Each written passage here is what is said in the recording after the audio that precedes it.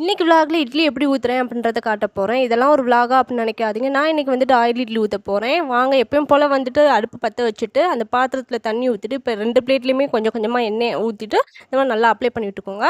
நான் இன்றைக்கி வந்துட்டு ரீஃபண்ட் ஆயில் தான் எடுத்திருக்கேன். நீங்கள் வந்துட்டு நல்லெண்ணெய் எடுத்திங்கன்னா கூட அது ரொம்ப டேஸ்ட்டாகவும் வாசனையாகவும் இருக்கும்.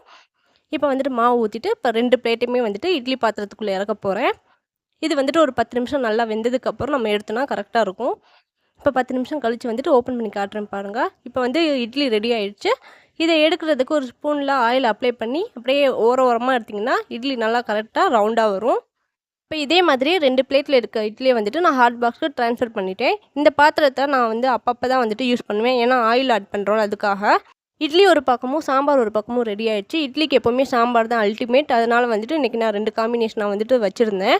இதோட டேஸ்ட் நார்மல் இட்லியை விட கொஞ்சம் நல்லாயிருக்கும். இதை நம்ம அப்பப்போ தான் யூஸ் பண்ணணும். ஏன்னா ஆயில் ஆட் பண்ணுறனால உங்களுக்கும் பிடிக்கும்னு நினைக்கிறேன். ட்ரை பண்ணி